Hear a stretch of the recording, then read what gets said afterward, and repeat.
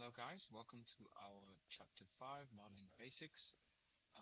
Just to recap from before with the grids, as I said, I'll have you guys just open a new model and just explore that topple surface and just create your own and also the grids. So this is an example of what it would look like. So if I do select this, you can see you'll just create your own grids in your own models. And I'm able to kind of just dimension, and then you'll just kind of also create equal dimensioning spaces. As an example, I think I can just show you, this is what we are going to be aiming for. So just create this grid setup. And then also to keep in mind, within the model space and the topography, when dealing with that, you do have these other sort of elements that you are able to utilize. So if I go back here and I select this, you can see here I am able to kind of create a split point view. So I'll just hide this, sorry, so that it's easier to see. I select this, I'm able to also just kind of label contours. If I select this label contour, which appears under the site massing, if I select that there, I'm able to just do that. And you can see here, it starts to kind of give my contours value, as opposed to actually manually typing it out with an annotation. And then as well as the property line, something to keep in mind, you can say create by sketch. You just kind of create where your property lies. Just there, square, across, it's okay. Let's see here.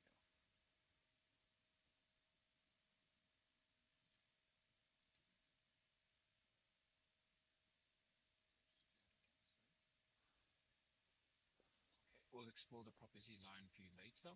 But this is also something to keep in mind. You are able to create sub-region of your actual topper surface. So you can see here I have created this from actually cutting out the topper surface. So if I select this topper surface, I can actually just say subdivide, and then I drew this sort of square, and that's what this element is here. So you can just do that in a plan view. So if you select the element, you can come here. So this also tends to kind of change as well. So you will see that with every version of Revit, they do kind of make updates. So don't get too confused or concerned with that. Just I guess just understand how these tools work is important for now.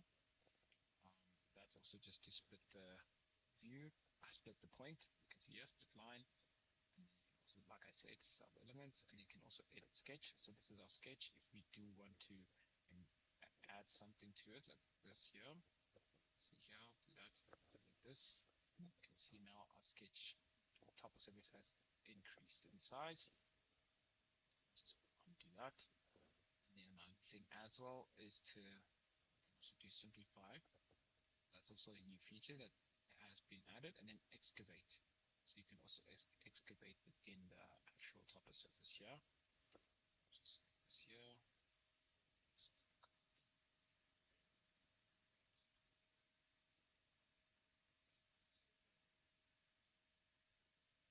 See here, that's the excavation, so we can also just remove that.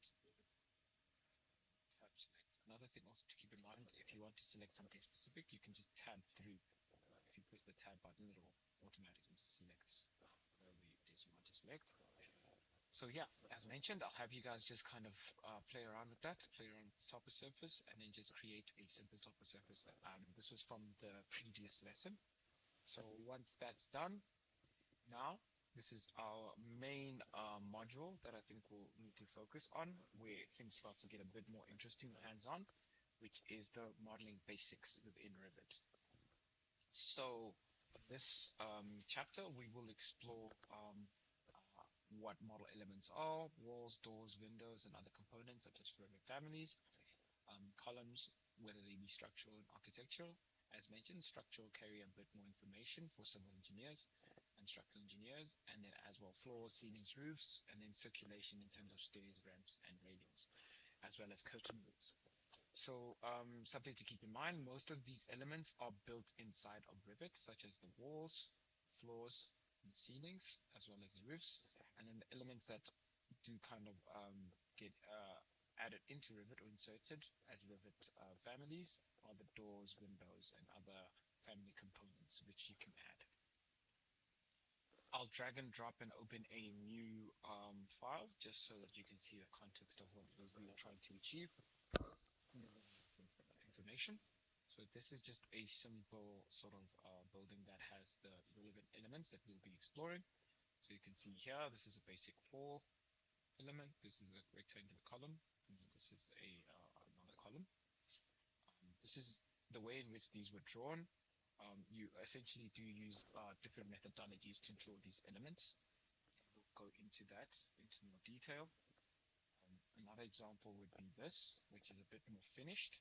You can see here, this is actually a link that's been added inside of Revit. So you can see if I select this, it actually says bind link. So you can't actually select the elements, but this is essentially what you are able to kind of achieve when you start, I suppose, getting more comfortable with the modeling elements inside of Revit.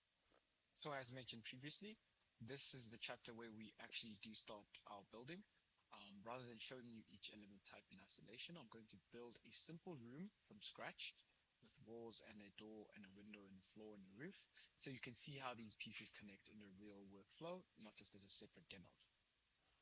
So I've mentioned before, you can see here. So with this now, good practice, I think also is to just kind of like start drawing a section. So just draw one across and just have it kind of be in depth, and then just draw another one across. This starts to help you when you are actually building your kind of elements and putting them together.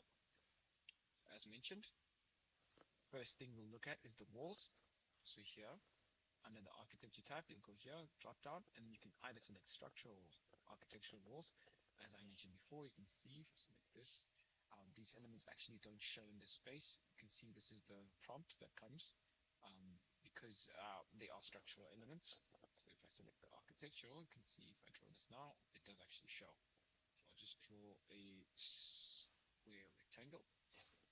And then just to explain, walls are usually the first things you'll place on any project.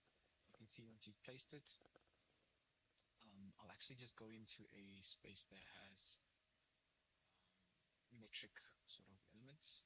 So I'll just copy this across. It's also good to kind of be reminded that you are able to copy elements across without any stress. So you can see here, I'll just place this here. Yeah. So these files are linked. So yeah, we won't deal too much with that. But yeah, now that we've brought it across, you can see here. So when you are in this space where these elements are showing as kind of different unit measurements, you can just select UN to change the unit of measurement. I'm in the space now, I'll just say link. What I want is for it to kind of be in millimeters. So I say okay, say okay. Select this. You can see here, these are all kind of in imperial measurements because of the type of family that they are. So just keep that in mind when you are selecting families, not to select them in imperial methodology. So I'll just copy this across again into a space that uses metric units of measurement. Bring it here, say okay, down and say okay. Yeah, you can see here these walls are still there, so we just draw our own walls. So let's just start here in this space. So this space is using metric units of measurement. So to develop now, we'll just say our wall, and then we'll just draw a standard wall structure here. So when we are drawing our wall, we are able to change what type of wall we'd like to add. So I'll just highlight these, then I'll just change them to exterior because they're the larger exterior walls. As mentioned, you can see here, this is where now you can also start manipulating where you want your walls to be attached to. So I'll just do this and I'll say first floor. If I go into 3D, you can see this actually does change the heights slightly. Okay.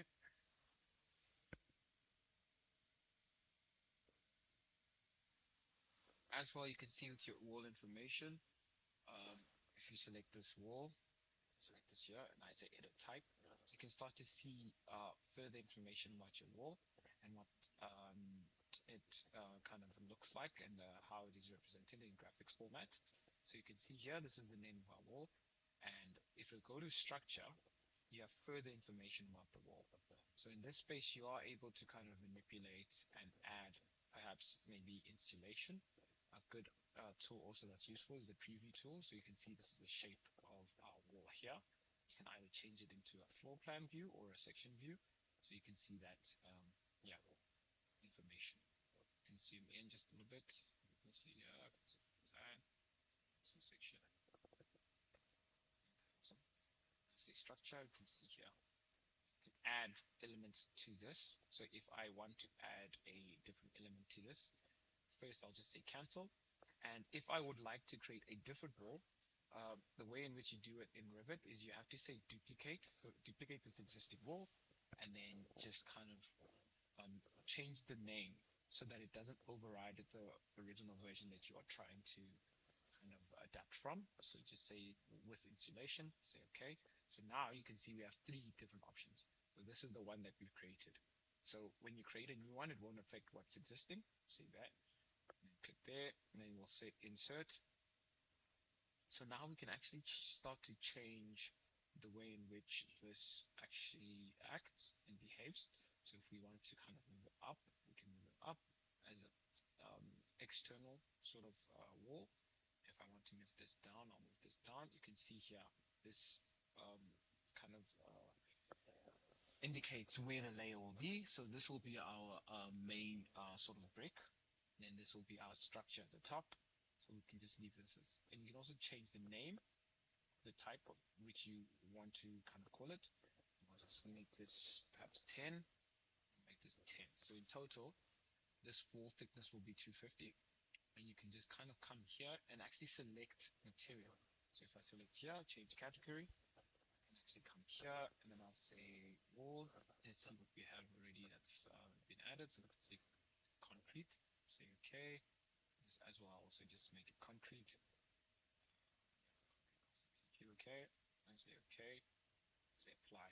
So now when you zoom in, you can actually see that this wall has changed.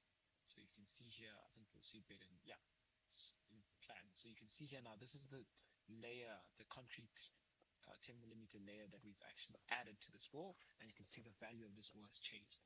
So if we say okay, we go back, we now have this option here to add and change through. So this is the wall that we've created now, without insulation.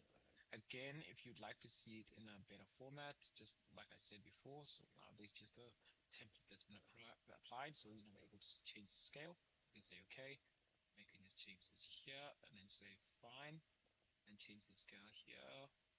So it's to say 1000, and say 1:1, 1:2. Okay, and then say changing it. Okay.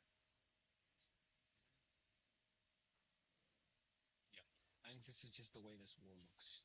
But yeah, essentially that does actually affect the way in which this is represented and how it looks. So you can kind of override that in a new space here. So you can just do that. Yeah. So this is now our new wall that we've actually created from scratch. So the way in which Revit works is that you need to just kind of select an existing wall and then just duplicate it. And then from there, you are able to kind of create a new sort of wall. So just keep in mind, you also have to just rename that wall so that it doesn't override the existing one.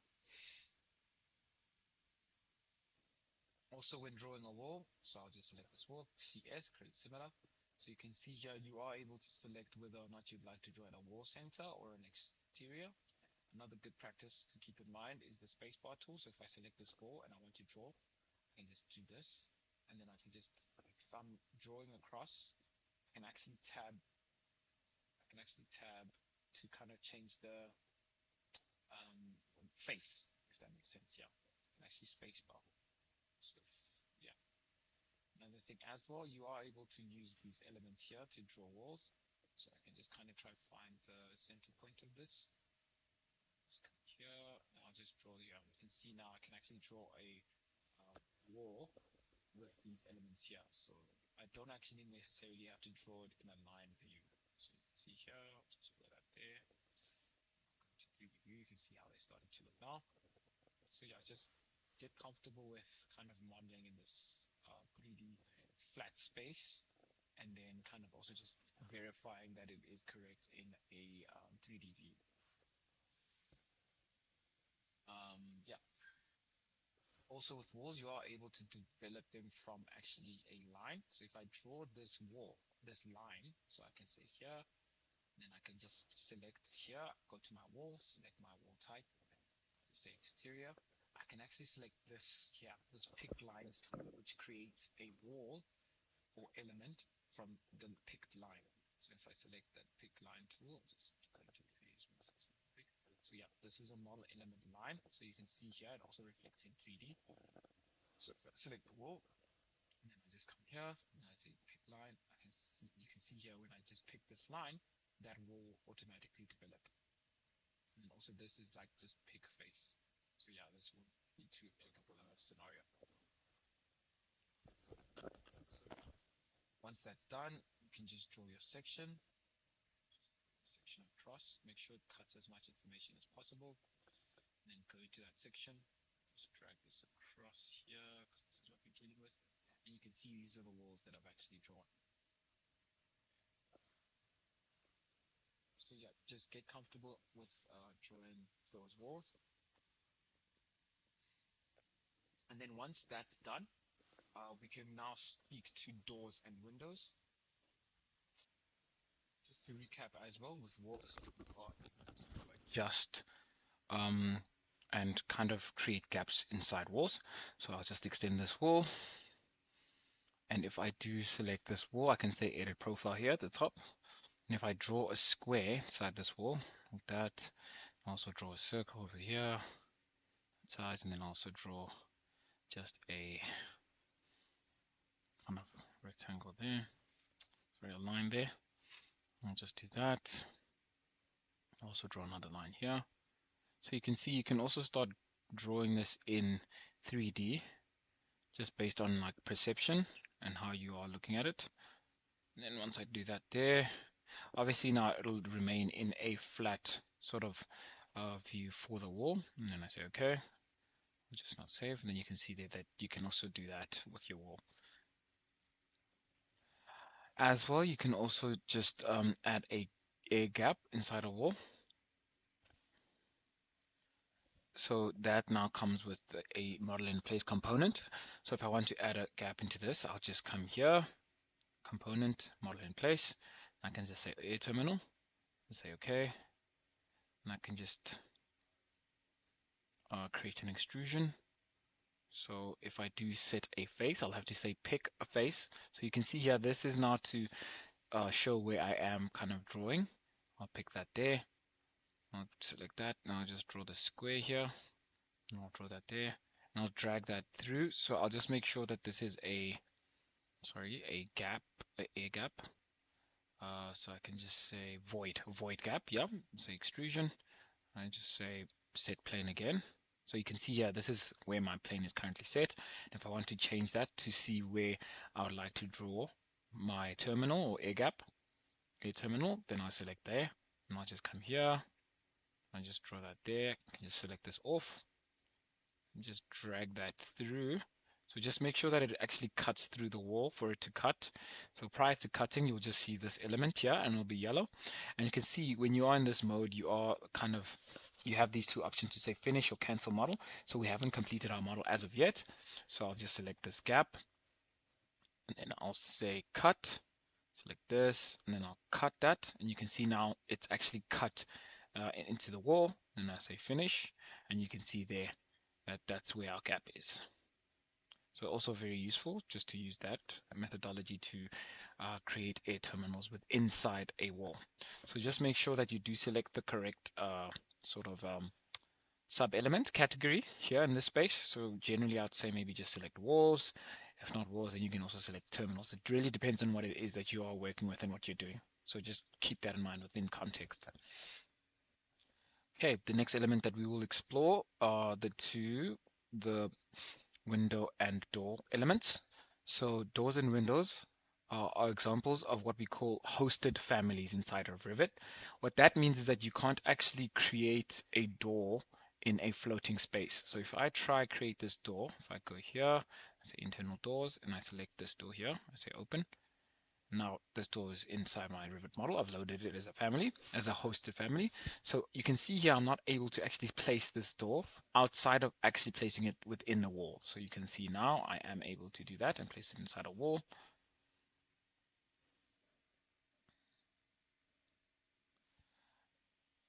And then once you've done that, you can also just come here and then also just create the window. So if I do that, I can just come here, go UK door, and then I'll say Windows.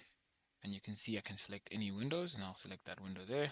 And I can also select and place my windows right there. I can also start dragging this. So yeah, so you can see these are the two elements that I've placed. So these are here.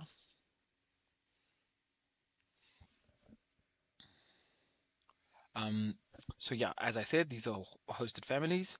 So you select the door or window tool, and then pick a certain size. Like I said, with the properties, you can actually just change the type here prior to actually placing it. So if I just change that, I can actually, you can see the window changes, and then you hover over a space, particularly a wall, and then you place it. Not every component needs a host, like a family, like a wall, such as, for example, furniture pieces. So you can see here, I am able to load in furniture pieces that aren't hosted families. So just keep that in mind. So if I come here and then I go to generic models, or let me just go back and say furniture. Apologies. Say furniture. I'll say me load in a bed. I'll just load in this bed here. You can see here this bed is placeable in any space within Revit and is not a hosted family. So as previously mentioned, when you do need to load in a family, you will need to just come here and then just say under architecture, or you can actually just go directly here to insert and then say load family. So that is the only way you'll start to kind of see elements like beds, desks, etc. Or you can just go through the component and say place a component. In this space, you can load in families as well, and you're not actually able to load in doors or windows, as it'll give you an error message. Okay, the next important thing to note is the columns. So with columns, usually you'll kind of start to create grids as we did before. So I'll just go into my grid functionality and create a few grids here. You can see here it starts numbering them sequentially. And I'll just draw them across as well. That's 1, 2, 3, 4. Okay. Then I'll just make sure they are dimensioned and equally placed. So there, place that there. And I'll dimension this as well. And place that there. Okay. And then with columns, just come here, select architecture. We do have this column because it was already preloaded. So once we've selected that, we can just kind of hover over our space and then actually just place the column. And then once you've created those grids, you are able to just kind of place your columns in each kind of intersection. So just to make sure, I can also change these values here. So if I say 8,000, then it will go at a height of 8,000, and I can just place these here at the corners. I'll just place them there.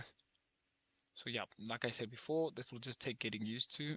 Just get comfortable with the program, and you'll start to really understand and comprehend everything that you are doing from there. So these are the columns now that have been placed on grids.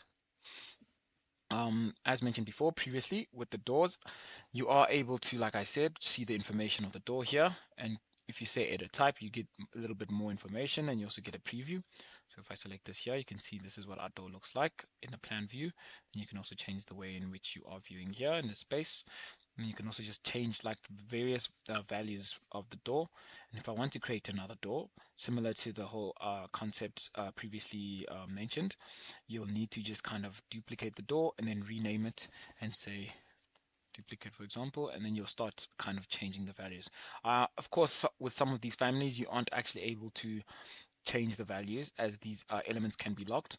So it'll really just depend on what type of family you've loaded or you are editing. As mentioned, so with columns, They are architectural columns, which are really just a wrap of a decorative element with no structural calculation behind them, and as well the structural columns here, which carry load and connect into Revit structural analysis tools. As an architectural user, you'll mostly be using structural columns provided by the engineer or architectural columns for aesthetic wraps. Just know the distinction if someone asks which type you have used. So yeah, just keep that in mind. The next important element as well is the floors. So once you have created your walls, you'll obviously need to just create floors just to host the walls. So with floors, you just come here into architecture, select floors, and then you can just select the type of floor that you'd like to add. And then you can also just select, I'll select the pick lines, and then just select the center point of the walls, pull around, just make sure that they are enclosed. So another thing, when you do try finish this, sometimes this line, error message pop-up will come. So the lines must be enclosed. So that means that something's not right, and it does highlight it for you. So there, if you actually click here, expand, and you expand the error more, you can actually just kind of double click and go to the error and just show. So it will actually take you to that error over there. So you can see the problem is that this line is not connected. So say cancel TR for shortcut, and then just join them like that. And just say okay. You can see now that's where our floor is. You can also change the type of floor, like I said before, in terms of the thickness. You can say duplicate and then change the type over there. Another thing with floors as well that can be useful sometimes, so I'll just copy this floor across, is that you can also just kind of use floors to also just mimic or create something similar to um, topography in terms of the site. So if you'd like to kind of add more elements into this floor, so just click that floor and then say sub edit, modify sub elements. So you can start adding points on that floor. See there, similar to how we did with our site. So select that there, and then you can change the height of these points. You can see now it's actually acting as almost as if it's a contour, if that makes sense. Yeah.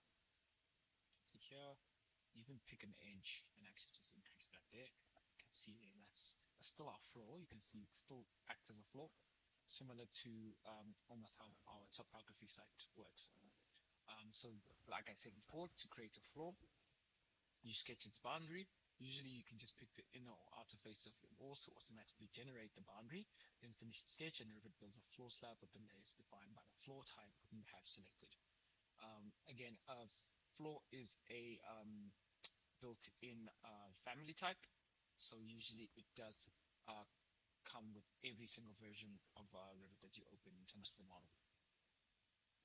Another relevant and important element is a roof structure.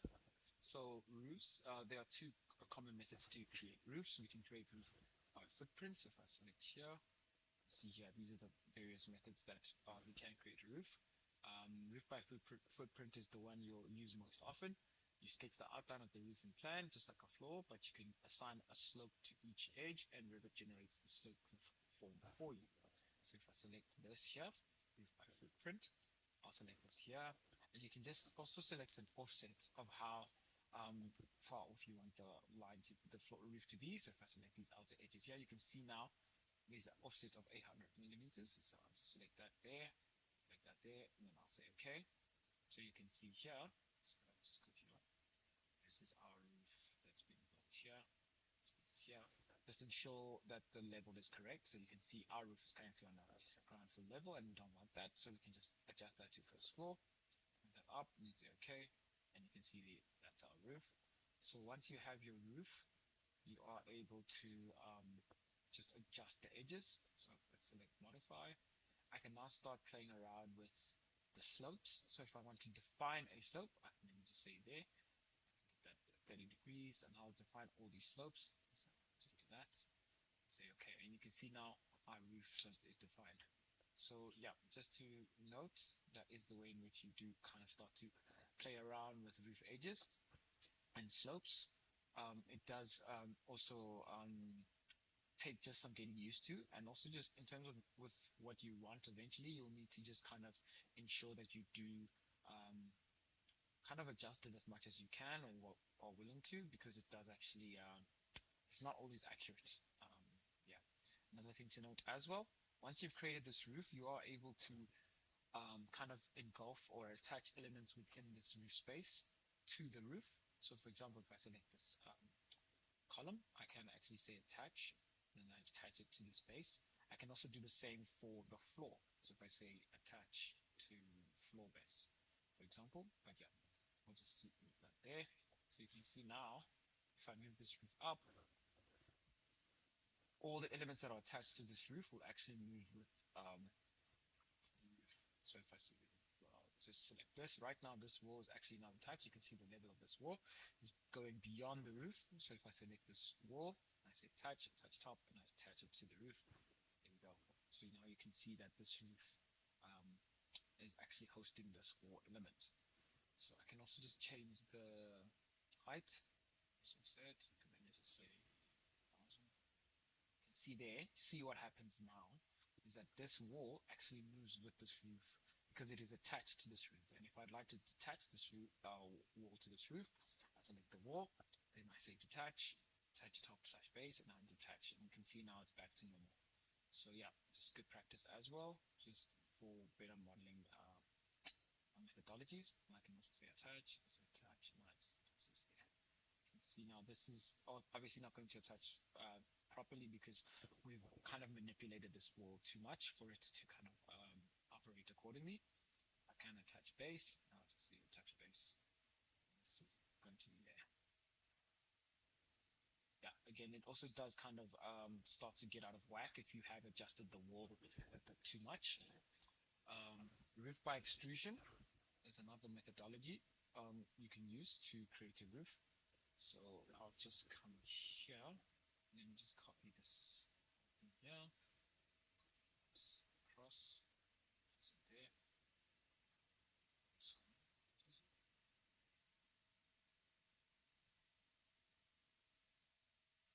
across. Okay, cool. I think copy that roof, perfect. So we'll just use this here, and then we'll draw another roof. So I'm going to 3D. So if I say now roof by extrusion, a roof by extrusion, instead of sketching a footprint, you sketch a profile in a section or an elevation view, and Revit extrudes that shape along the path. So with this methodology, preferably you'll want to use a kind of a flat 2D view, either a section or a elevation. So if I just go into the section here, I can just say architecture, and then I'll go to roof, and then I'll just select roof by extrusion. So once you've selected roof by extrusion, it'll take you to a prompt to say pick plane. This is where you actually have to pick what plane you want to kind of draw the roof at. So I'll maybe select, let's say this plane here. So our roof is now going to go across, and then you also select the roof reference level. So I'm going to select that there. And also do this in 3D, just to take note. So if I say I want this roof to kind of maybe like, let's do a butterfly roof, for example. Just draw that there, draw that there. Okay. And with this, you'll also just have to just draw a line. You won't actually have to enclose it, so just keep that in mind. You're not actually enclosing this sort of roof. You're just drawing a profile. And then I can just extend this. So I can also just align this accordingly. So the align tool, which is AL, select the wall you'd like it to align to, select the roof, do that there. So now what we want to do is kind of start manipulating the walls to match this sort of roof shape that we've created. So we can drag the roof down a bit, select the walls, and then we can just say attach, and then attach the walls to that. And also with this, if this is also just kind of something that you would like to get rid of, instead of just adjusting manually, you can just select the wall, and then you can say reset profile. You can see now it goes back to normal. So now we can just drag this up and then say attach this to there, and then also with the floor. So,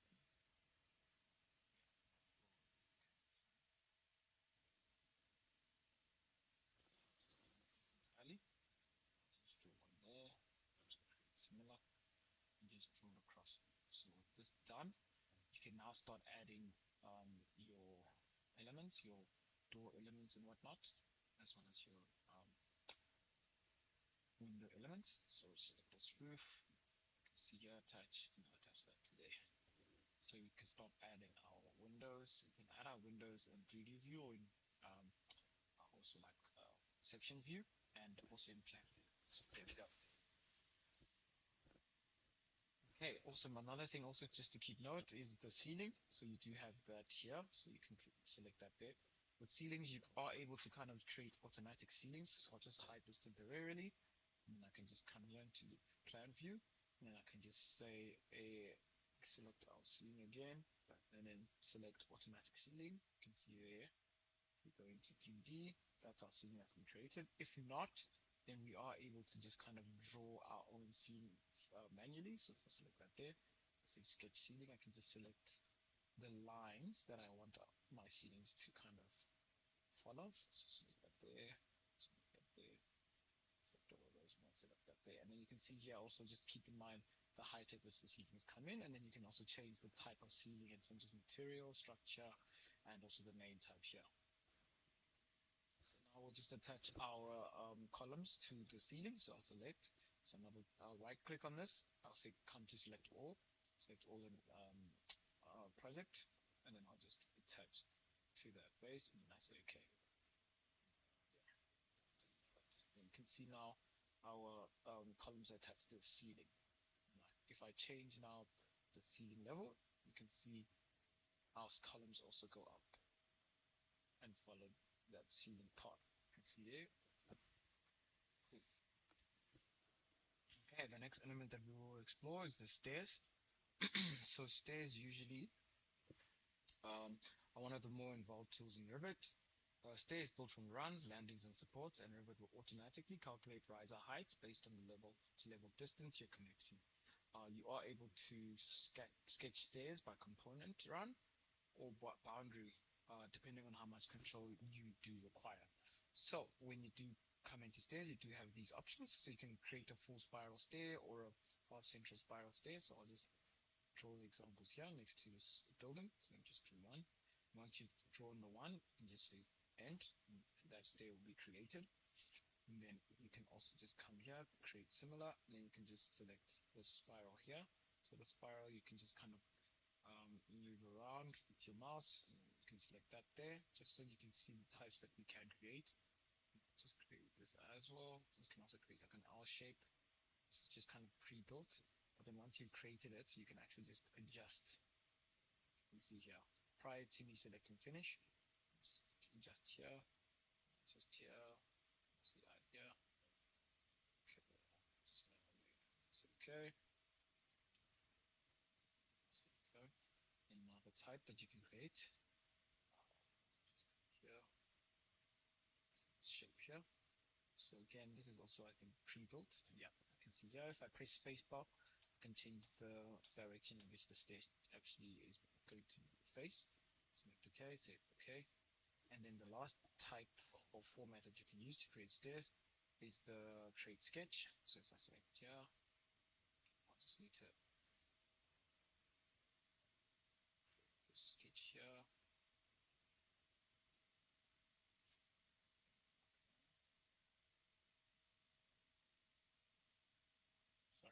First you create the boundary, so the boundary which is stair supposed to kind of cover, and then you also select your stair path, so select that, and then you go here. So this type is usually good for creating very obscure, strange shaped stairs. Select this here, and I'll just mirror this here, create a mirror across here. Select that there. Then I'll just start adding my risers. So you can see here, you draw your own risers across. So I'll just draw that there across. So just make sure not to join these boundaries. Sometimes I think people do make that mistake. Draw it across, so there. And I'll just finish there. And then I'll just say stair path, and I just want them to go across there. Select there. Yeah. I'll just make sure that, yeah, don't kind of place it in as a closing loop. So just close it within context of the stair. So you can make these risers irregular. Select there. Just shift in there. Select there. You can see now I'm in that mode. And then now I've exited that mode. And you can see this is now the stair that we have created. So these are the various types of stairs that you do get. Usually I think you will tend to kind of use the standard stair creator here. So if I say create similar, which is this one here with the run and landing. So you can also add landings within your stair. So if I say, if I want to draw this across and I want to add a landing, I'll draw first, and I'll stop it, then I'll draw it again. And what happens is it actually kind of creates automatic landings to reach the point at which you've actually stipulated. So you can adjust what height you want your stair to be, and also just add an offset over here. So if I say okay, and then I go to 3D, you can see here, these are also created with balustrades as well as stringers. So I can also change the type of stair that I do create. It's best practice to create that type prior to actually having created the stair. So if I am in this mode, for example, and I'm about to create a stair, I'll also create similar, and I'll just press this drop down, and I'll ensure that I select the right type, so I can create a precast monolithic stair, and then I'll just select that there. You can see here the shape and the material used is different to the other version. Select that there, I'll create that there, and then I'll say here, and then I'll come to monolithic, and I'll also do that there. You can just look at these. You can see here the types of stairs that you do get.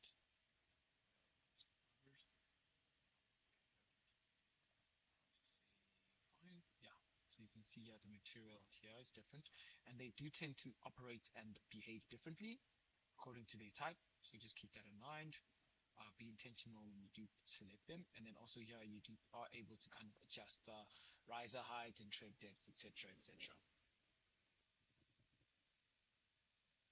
Ramps are also similar in the way in which they work to stairs. So I can just come here to architecture. Um, they are very identical to stairs, just without risers, and are considered a continuous slope surface between levels. So if I just draw this here, you can see here, and also create this ramp. You can see here, just select here. Okay. Yeah. So another thing as well with ramps, it's a bit more technical. It is also kind of, I suppose, sometimes easier to just use a floor to kind of like just manipulate. So if I do select this here, yeah, very technical, and this tends to be more for the structural civil guys who are building calculated ramps on site. So as well with the balustrades, you are able to change those. So if I select these two balustrades here, and come down here, and then I can actually change them if I do have different ones loaded. So I can just come to insert, and I'll load my balustrades, save furniture, and then I'll come here, see if I can't find any. Also say railings, see balustrades, I can also just come here. So if I want to add perhaps a glass panel balustrades, load that in, and if I select these, okay, still nothing. I think this is also a good time to show you guys another way you can actually do add-ins within inside Revit. So if you do have a license to Revit, as opposed to adding a load family, you can also just say load Autodesk family. So if I select this here, it'll take me to the space. When I'm in the space, these are the default families that Revit has built in. So you'll need obviously a legitimate license just to access this space. Sorry.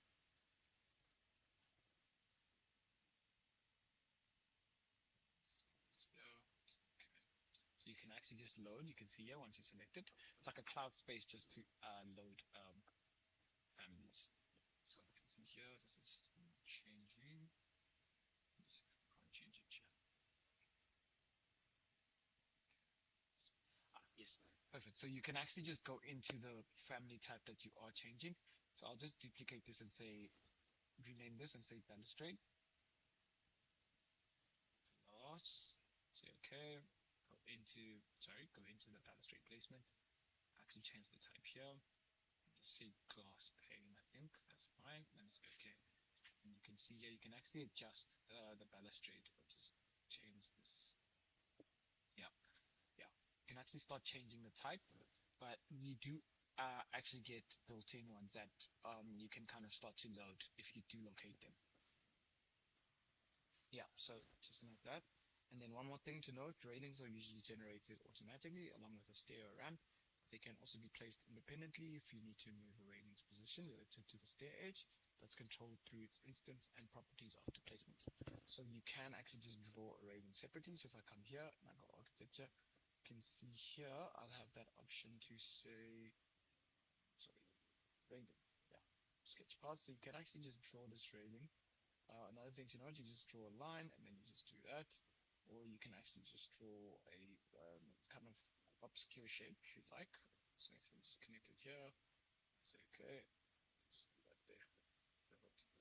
Another thing to note that you, with railings, you are able to host them. So if I do kind of create a floor over here, I can just create a square floor here. Just do this quick. Now I just adjust this. So if I say modify and I increase this floor level, and I'd like this railing to be attached to the floor, I can actually just say pick a host. And then I can stay there, and you can see this railing actually starts to follow the shape of the host that it is at. So I can just adjust this here. If I do kind of this here across, you can see that the railing actually moves with the hosted element. So you can see, yeah, that's also very useful to know. And then one more thing is the curtain walls. So the curtain walls is just a special wall type. So if I go here, I'll just come in here to the architecture. So it's a different type of wall. So you can actually just create this. So if I say architectural, here, this is like a curtain wall type here. So if I select that, I can just do that and I draw there. And see here, this is my curtain wall. Curtain walls are usually glazed and come with commercial building exteriors made up of a grid panel and mullion. You place it just as a regular wall, then use the curtain wall grid tool to subdivide it into panels and the mullion tool to add the frame members along those grid lines. So yeah, just keep that in mind. You are able to just kind of manipulate this.